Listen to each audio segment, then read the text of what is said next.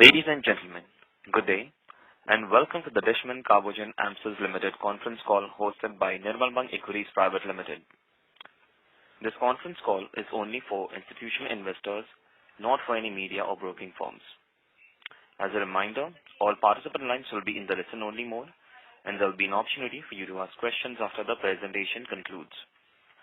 Should you need assistance during the conference call, please signal an operator by pressing star, then 0 on your touchtone phone. Please note that this conference is being recorded. I now hand the conference over to Mr. Rahul Arora. Thank you, and over to you, sir. Very warm welcome to all the participants on this call. Special thanks to Mr. Arpit Vyas, Global Managing Director at Dishman, and Mr. Harshal Dalal, the Global Chief Financial Officer at Dishman, for taking this call. The reason for this call, of course, is that there has been a lot of focus on the Dishman stock and the way the prices move, so we thought it would be nice for the management to connect with institutional investors to give their perspective on how business is shaping up and what their outlook for 2020 is. So we could just allay some concerns that the institutional investors may have. So I'd like to hand over the call to Arpit to make his opening comments, and subsequent to that, we can sort of open it up for the question and answers. Once again, I'd like to reiterate that if there are any people from the broking community or media on, this is a restricted call just for the institutional investors, so would kindly request you to log off. I'd like to wish all the participants on the call a very happy new year in advance. And with that, Arpit, I hand it over to you.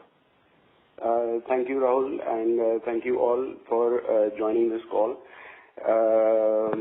We'll keep the opening remarks as short as possible so that we can jump directly into the Q&A. To address the elephant in the room about what has been going on, we are not allowed to speak much about it, but what we can say is that we have cooperated fully with the authorities. Everything has been concluded. We have provided all the information that was required by the authorities in full and incomplete. It is important for all of you to know that ethics is a number one priority for us, and the team which is built, which some of you or all of you know and interact with, are the supreme believers and followers of it. So it is when something like this happens, it is never any kind of fear for us, but just that we are able to showcase the kind of transparency that we follow internally as well. For that, everything that we have done and we are doing is all system driven. Most of the things are online, including documents. We have a target of becoming paperless by December 2020. This should allow you to imagine the level of transparency we desire to follow internally and externally as well, as and when required. Regarding the current events, as mentioned, we are not allowed to say much because it has just been concluded and we have to wait for the report. But as far as we can say is that no material impact is foreseen by us. So that is good news. The work is ongoing. Every activity is as planned, as has been discussed in the previous calls. We still have we still foresee a growth even in this tough recession market. The molecules that we have been working on are going along smoothly. The speed of the clinical trials is seen to be slowed down a little because of the current scare or fear of recession and uncertainties of US, China, and Brexit. But that is seen to be picking up soon. We are not seeing any impact in the money flow, so the new work is also being requested and inquired about. So the business outlook is looking robust as of now. The number of molecules that we have in late phase 3 are the same amount. We will possibly find out in the next fiscal year of a few more getting into phase 3 and from phase 3 going into launch. And we are all excited about that transition to happen. And we hope that it happens successfully. With that, I would like to hand over the call to Mr. Harshil Dalal to say a few words, and then we can move on with the Q&A. Thank you very much, Arpit Bhai. I think Mr. Vyas is also on the call, so I think maybe Mr. Vyas can give a brief background on the overall business, and then maybe I can say a few words. Vyas sir, are you there on the call? Okay, maybe not. Thank you everybody for joining on this call at a very short notice. I think this call was important just to make sure that everybody understands that the business is going on as usual. There is no impact, so to say, on any of the functions of the company because of the recent events, and the business is bound to do fantastically well over the next 3 to 4 years' time. As Mr. Arpit Vyas mentioned, we are extremely excited about the molecules that we have in late phase 3, and because of the new capacity additions that we have done and that we expect to do in the future, we keep on building on to this particular pipeline so that we can keep on working on the niche new chemical entities and see more molecules getting into phase 3 and eventually into commercial manufacturing. So overall, nothing changes as far as our guidance is concerned. The business is concerned. Everything is on track. So we just wanted to alleviate any kind of fears or any kind of concerns that the investors might have. The tax search went on extremely smooth. There was a deep bonding between the tax officials and the team. That is something that I can vouch for. All the information was provided as per the requirements of the income tax officials. Whatever was the findings, those were discussed. All supporting documents have also been provided. And that is the reason, we believe that there should not be any material impact on the business of the company because of this tax search. So I think with that, Rahul, I think we can open the floor for Q&A. I'm the principal. Oh, sorry. Hello. Yes, sir. You are on the call. Yeah. Hello. Hello. Yes, sir. You are on the call. Here on the call, we are in opening remarks. Yeah. Hello. Yes, Mr. Vyas, you're audible. I'm okay. Am I hearable to everybody? Yes. Okay. Good afternoon, everybody. I'm sorry, was on the call right from the beginning, but I was put in a listener mode, so I could not speak. But I go with what Arpit has told you. I am heading the entire production and R&D in Bawla and Naroda, and I can tell you from my work, because since 2015 onward, since 5 years now, I have been handling the research and production, and my team has jointly helped me in developing in very interesting range of products, and we are in the pipeline with these products, and my target was to launch them in 2020, and so we are just few days away, and then we will start putting the products. And just to give you one specific example, we are now the largest producers in the world for the vitamin D3. So one sentence only, I cannot speak more. for that you need to come to Bawla, the plant, and talk to me. But like this, there are, the vitamin D3 in 2020 is likely to be a $2.3 billion molecule worldwide, and we are the largest producer of this three. So you can correlate how we can progress. And with that, there are a number of products, but this is not the time to discuss. I can assure you that the visit of IT was very,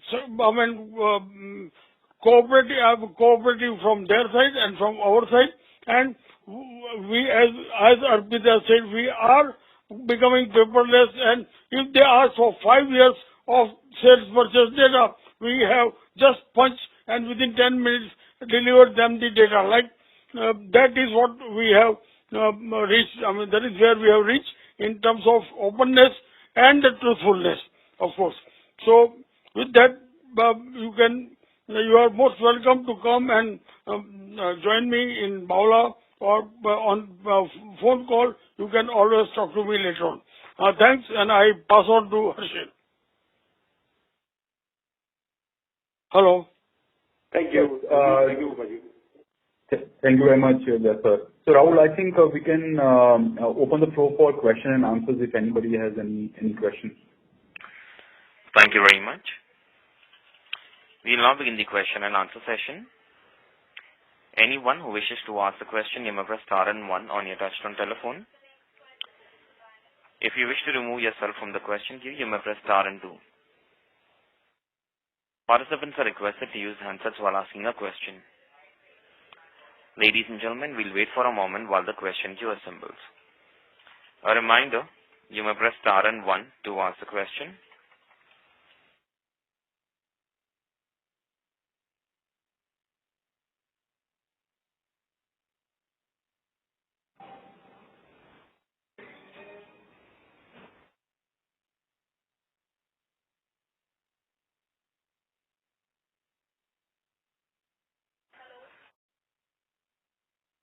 Anyone who wishes to ask a question, you may press star and 1. The first question is from the line of Rahul Veera. Please go ahead. Good evening, sir. So just wanted to understand, has there been any opinion taken from our internal auditors? Regarding what? So regarding these recent events, have the internal auditors or, we've taken any opinion from them? What would be the possible outcomes? No, I think our team was involved in the search directly, so I think we can give a calculated assumption of how from the chain of events that took place and the question and answers that took place. Okay. Fair point, sir. Thank you. Thank you. Thank you.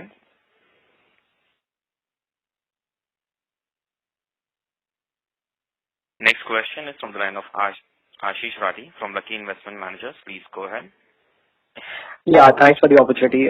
Sir, wanted to understand, to your best understanding, what could have possibly led to this search?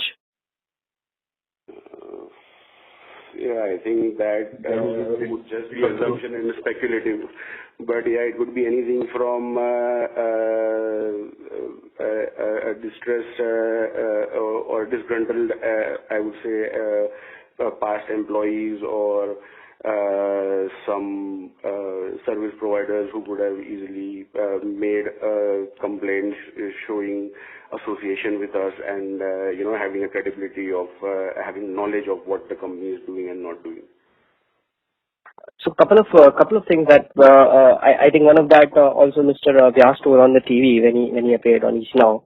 One was on the goodwill side he was mentioning. On the royalty side something he was mentioning. If you could elaborate on that point, and also is there anything? That was actually, you're right. It was a goodwill point and not a royalty point. I think the words were just jumbled up a little, but yeah, it was a goodwill point, where that is not actually the contention, that is on a legal point, that is in that is it is following the procedure.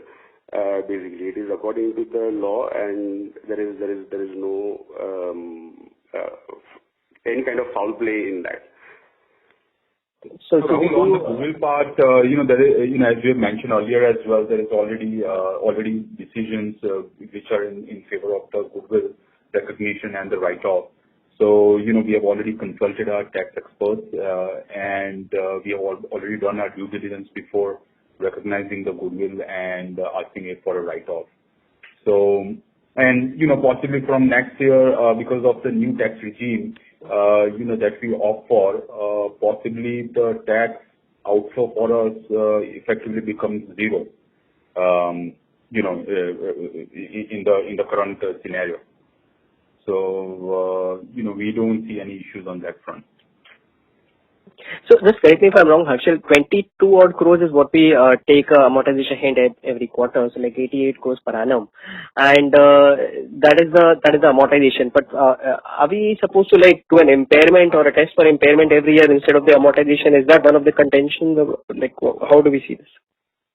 So yeah, so every year we do an impairment testing of all the investments that we have at a standalone level in our subsidiaries. So that does get tested for impairment. And since all of the subsidiaries are profit making and also paying dividends to the parent, we don't see any issues as far as the impairment testing is concerned, and hence the value of the goodwill should also not get impacted. So since the 88 crores of the goodwill is getting amortized each year, there are already now close to about 4 years which have already passed. So we have already written off 360 crores. So it is close to about 1,000 crores of goodwill, which is currently standing on the books. So that is very much justified with the kind of business growth potential that we have, because there is a proper valuation that has been done for this goodwill, not just by a subtraction of the value of the assets minus the purchase consideration, but also by valuing the intangible assets in the company. And also by revaluing the assets of the investments that the company had made a substantial time ago. So, for example, the acquisition of Carbogen Amces, which was in the books of accounts of the company at 20 million, that was revalued at around 250, 260 odd million. Right, Ashil? Yes, and that is also at a lower end, but on a conservative basis, that's the kind of valuation that has been put in. Okay. And secondly, if you could just help us understand on the debt side, generally in the space, the CRAM companies which we have in India of larger size, someone like Dishman are generally debt-free companies. We have a substantial debt of around 800 odd crores plus. This has been one of the concerns to the investors. What is the approach we are taking towards that going forward, considering that we are assuming to receive a significant cash flow chunk coming from, say, the molecule like Niraparin? How do we see the debt picture, say, a couple of years down the line? Ashish, have you seen our cost of debt? I'll be happy to be, informed if you could, please. So I think Ashil can mention on the cost of debt. Yeah. But once you know the cost of debt, the question would be that why use your own money if the money which is available in the market is cheaper? So basically, Rahul, what we try to do, if you see on a budget basis, our debt numbers would be higher, but then we also have investments on the asset side, which makes our net debt number to be close to about 800 crores. That's the number that you mentioned. So the reason why we have this kind of debt, so this debt is not just for the capex that we are doing, but it also includes the debt for the working capital. So since almost 98% of our revenue comes from exports, it always makes sense to have the borrowing in foreign currency, and almost all of this borrowing that we have of 800 crores is in foreign currency. So today, with negative interest rate scenario everywhere in the European market, as well as interest rates falling in the US market, obviously the cost of debt is extremely cheap for us. That is one of the reasons, why the interest cost is lower, and we would still have this amount of debt, plus the liquid investments that we have on the asset side. Also, the other thing to understand is that the kind of industry that we are in, there could be other companies calling themselves CRAMS company, but our entire business model is based upon the development and manufacturing of new chemical entities, which is definitely CapEx oriented. So we need to keep on investing on new capacities for development of new products, as well as and when they get into late phase 3 and commercial, we have to set up the plants for manufacturing them, because there is always a lead time from the time you set up a particular plant to getting it validated and then getting it into manufacturing. So, the CapEx more or less has to be front-ended, and then the revenues and the profitability will start flowing in. And also, if you look at our debt to equity ratio, I think it is significantly lower than anyone that you would find around, I guess. On a net debt to EBITDA, we would be at not more than 1.5. Yeah, I think it's 1.1. So we are comfortable with that 1.5 number, Harshis? Or we intend to reduce that? Yeah. And over the last 2 years, also, if you see, our dividend payout ratio has not been that much, but because, most of the free cash flow that we have been generating has actually gone towards the repayment of the debt. Even though, that is as such not an issue, but just as a prudent practice, we have been paying off the debt. So if you see, as of 30th September, our debt number is at about 113 million as compared to about 120 million as of March 2019. Right. Last question, if I may, just if you could give us a guidance again and specifically on Niraparib, how it is shaping up. So for Niraparib, we are still awaiting, since post the acquisition, we do not have any information, and we have recently gotten in contact with the new people, and we are establishing what is the future of this product. As far as we understand from our own analysis, it seems that there is a lot of stock which is to be used and which is going to be used in the current year and the next year for the ongoing clinical trials. So this is the gestation period after the approval of a molecule which is always seen.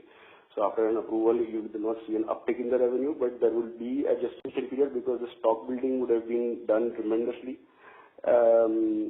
by the company to cater to the phase 4 clinical trials, as you would say. And in some of the other indications, because same product has been used for other indications as well, where the clinical trials are ongoing, some in phase 3, some in phase 2. So that is going to be used. We do not foresee any orders of Niraparib till the time the stock gets over. And overall guidance, sir, for the company? The overall guidance is what we maintain. We maintain the 8 to 10% growth. This is, yes, it is conservative, but this is what we like to offer, to be on the safer side. We would, and if we, the try is always to overachieve it. But this 8 to 10% is something that we are confident of achieving as a new business as well, rather than the commercialization of the ongoing business. Because the commercialization will happen as it happens, and then the uptick will be seen.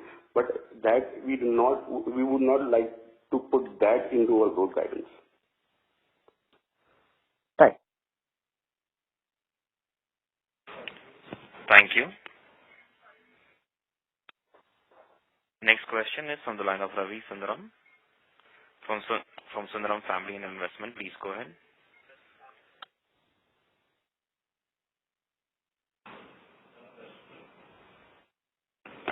Ravi Sundaram, your line is in talk mode. Please go ahead. Sorry, I was on mute. I hope I'm audible now. Yep. So, hello sir, this is a follow-up question from what the previous participant asked. Question, I think a goodwill of about 1,300 crores is what resulted when we merged Carbogen AMSYS, and we have been amortizing about 88 crores every year. So now At this juncture, are we looking at writing it off, considering, the qualifications are the IT searches that's been resulting in A? And if we decide to do that, subsequently, the numbers for the next financial year, the reported numbers, not the adjusted numbers, may look much better, right? So are we giving a thought about writing off the goodwill? So, the IT search would not impact the treatment of this goodwill. That is for sure, because there has been a solid basis for the recognition of the goodwill and the amortization of the goodwill, based upon the taxation laws and the judgments which are out there. So that would remain as it is. As far as accelerated depreciation of the goodwill is concerned, that is something that we would have to see, whether the accounting standards would permit it. And, if required, we could do that in the future. But as of now, the thumb rule would be about 88 crores of annual depreciation of the goodwill. Okay. So, given the run rate, I think this was likely to go on till 2030. So we are sticking to that for now, unless we have a change in stance. Is that correct? Yes, that's correct. Okay. So that was question number one. My second question was about the guidance. So yes, we've been following this company for a few years now. 8 to 10%, I think that we have been pretty much achieving. So what would take us or give us that optionality in terms of revenue to probably grow 20-25%. We have been following the capacities that we have been setting up in China, the vitamin D3 that Vyas sir had pointed out earlier.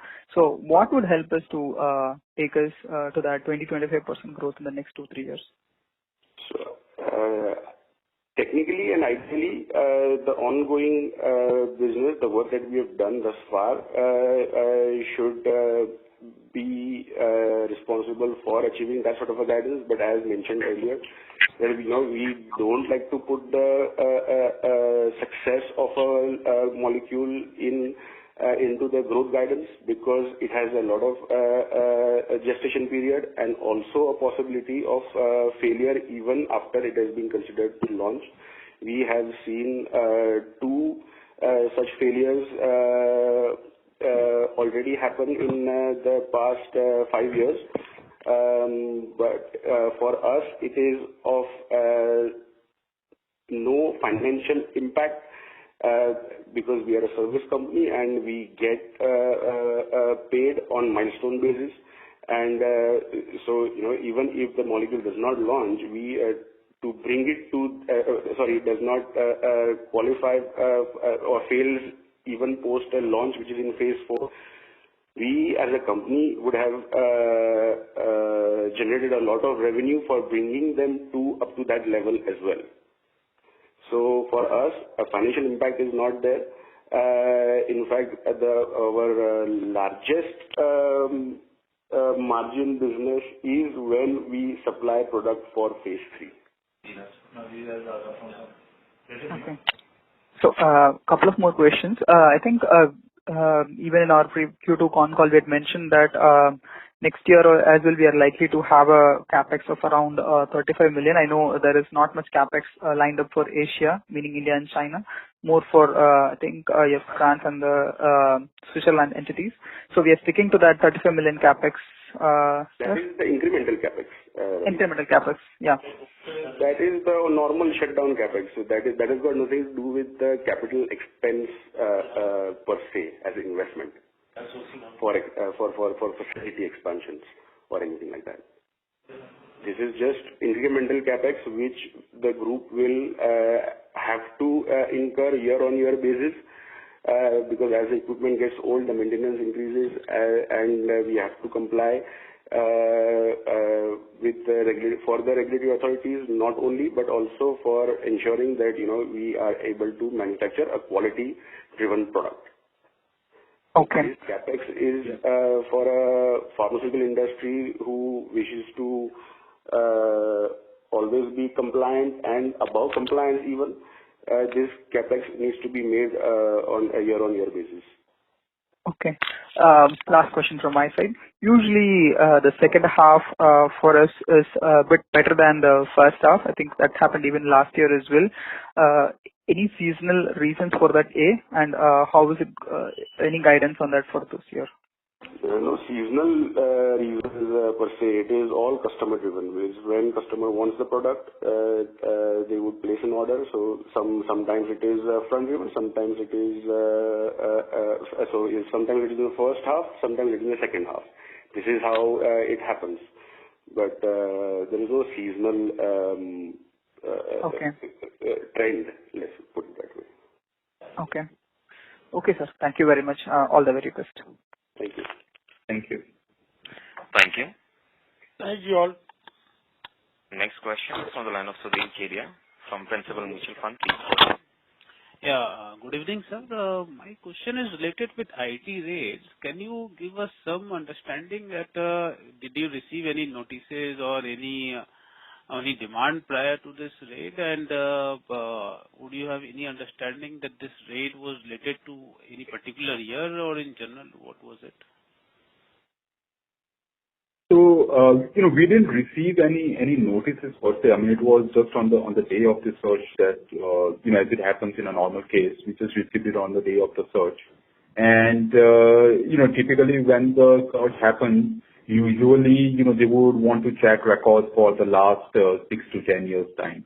And that is what was discussed, and that was what was provided to the IT officials. So they had doubts for any particular year of accounts, or they had some basis to it, right?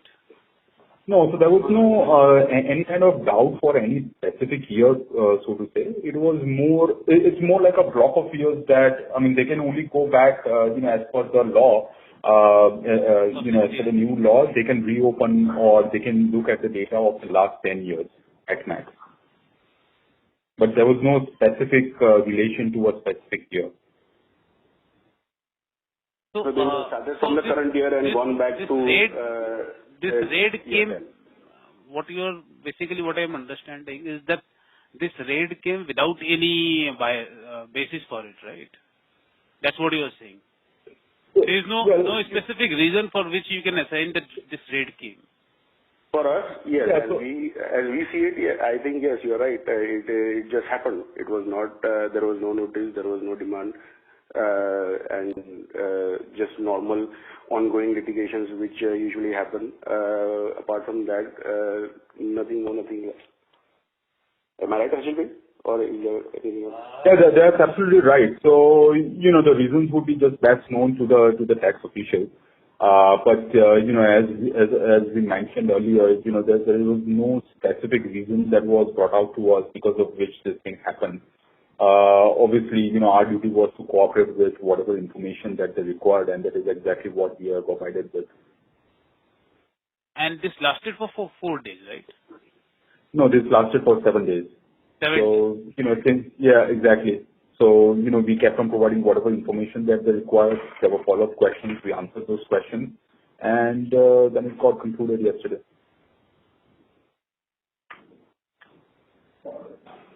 And you would have no idea about what was their suspicion, right? Even after 7 days of raid. There was a question and answer session which was taking place on various points. So there was even question and answers taking place on how was the transfer pricing, how do we achieve the transfer pricing. There is a transfer pricing litigation which is ongoing. We have won the litigation and being put into the TTNM method or whatever that is called in transfer pricing.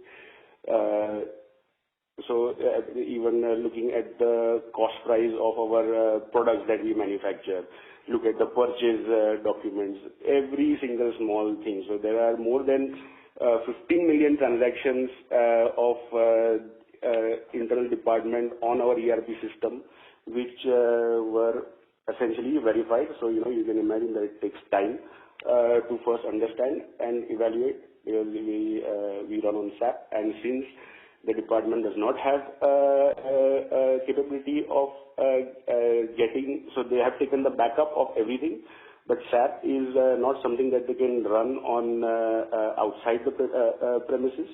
and hence to get information from SAP and to ensure that they have everything that they wish for and not have any problems in generating a report later on, and to mention the proper facts. They have spent this much time to understand, evaluate the procedure of the business, etc., etc., etc. This is how I understand. And am I right, Harshit? Yes, that was exactly what had happened. So, all the data, everything was analyzed, questions raised, etc., on all the possible topics that you can think of within the tax framework. And all of the questions were answered satisfactorily with all the requisite evidences.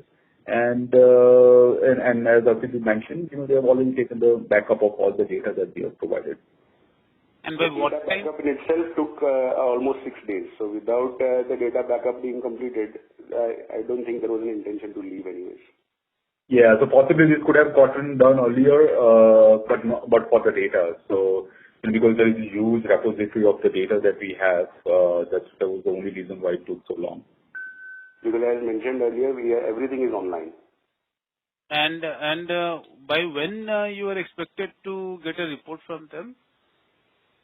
So we won't be getting such a report from them. It would be just their internal thing. So they would make a report of all their findings and submit it to the assessing officer, who would be doing the assessments for the respective years. So my question is related by what time would you think that you will come out clean of this from department side? How much time will it take? So there is nothing specific to come out clean from this particular exercise. It's like an exercise which has been done. Whatever are the findings they give to the assessing officer, and then that becomes part of our normal assessment. So apart from whatever points that they would have mentioned, there will be already points that are existing right now for our past assessments. So this would get added to those assessments, or if certain things have been resolved, those will be taken out from the assessment. Either way. And you also mentioned that there is some litigation regarding the transfer pricing thing. Can you just elaborate? So litigation as in, what happens so what happens in the normal tax parlance is that the assessing officer does the assessment. If the assessing officer does not agree to certain things, we have a chance to appeal with the Commissioner of Income Tax. We, in most of the cases, would win at the Commissioner of Income Tax Appeals, if not at the tribunal level. But then it becomes the duty of the income tax officer to go to the next level to appeal against the case that we have won. So this is the normal practice. So in the transfer pricing litigation that Arpit mentioned, we have already won at the CIT or at the tribunal level, but then it becomes the duty of the income tax officials to appeal in the next level. So that's the normal process. And how big is this litigation for? These are pertaining to the routine matters. So there are like a lot of sales purchase transactions between India overseas, because India does a lot of manufacturing for say the Swiss entity. India does also manufacturing for the Netherlands entity. There are also goods that are sold by India to Richmond, Europe through the subsidiary, etc. So in all of these matters, we have already won in all of the litigations up till now. So, these are all pertaining to the routine sales and purchase pricing methodology for evaluating the transfer pricing. If I give you an example, for instance, there is a case where we have provided a 1 kg sample for let us say $1,000 to the customer. Post that there was an approval of the product, and hence the order came of a larger quantity of let us say hypothetically of 10 metric tons. But of course that 10 metric tons would not be at $1,000, it would be logically at $100 because that is the commercial price. But the department would not see it that way. The department would say that you have sold it for $1,000, but you are claiming only 100, rest you are putting outside. So that is why we keep winning, because for us it is all open, it is all transparent. Everything is in the public domain and of public knowledge of what subsidiaries, the profits that each subsidiary is being made. So it is very clear, but this is something that the department would do in the scenario that they would see a possible income tax loss income tax revenue loss happening, where they will keep going to the Supreme Court till they are guided by the Supreme Court otherwise. Right. And there is as such no motivation for us to transfer the profits overseas, because if you see overall jurisdictions in which our subsidiaries are and the parent is, the parent is at 20%, Switzerland is at 20, Netherlands is at 25, UK is at 19. So there is not a jurisdiction, where we would want the profits to be transferred for saving taxes.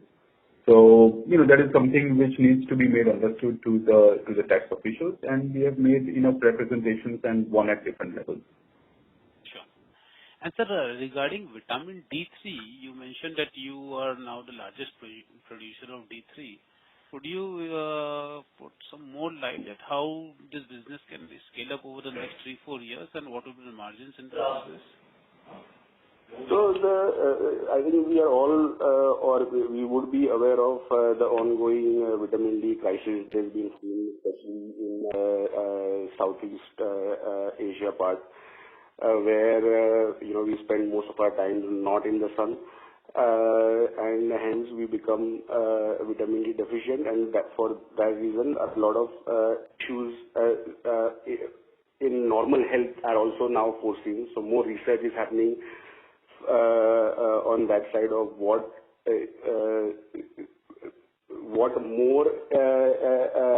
is the larger impact of vitamin D rather than just commonly known, which is for the bones. So there is a lot of traction in vitamin D is happening. We are focusing on the products that we believe of the vitamin D and analogs and its analogs, which are highly efficient and high on efficacy, better than the current D3 even for in some aspects or in many aspects. We are doing clinical trials for the same and for different indications as well. So I think this business is the vitamin D business per se is an exciting business for us. It is new. It is a natural transition, yes, of course, but it is formulations and our own product line in formulations is something new for us, so that we are constantly strategizing on it. So it is difficult for us to make any assumptions in terms of how we will capture, how much market will capture, but it is exciting, and we are above the other manufacturers in terms of quality and capacity. That is for certain. No, so based on your existing capacity and your plans, what kind of sales will generate in next 3-5 years, and what kind of margins it can generate? Since the opportunity is large, so we are not concerned with the opportunity as such, right? Correct. So we are not going to flood the market. It's a little bit more complex for vitamin D per se, because if the market is flooded, then the price drop or the price variation is massive, and we don't play the games that other people are playing for crashing the prices to get rid of the competition. So we focus on the niche. So vitamin D analog and combined with vitamin D3 and that on consumption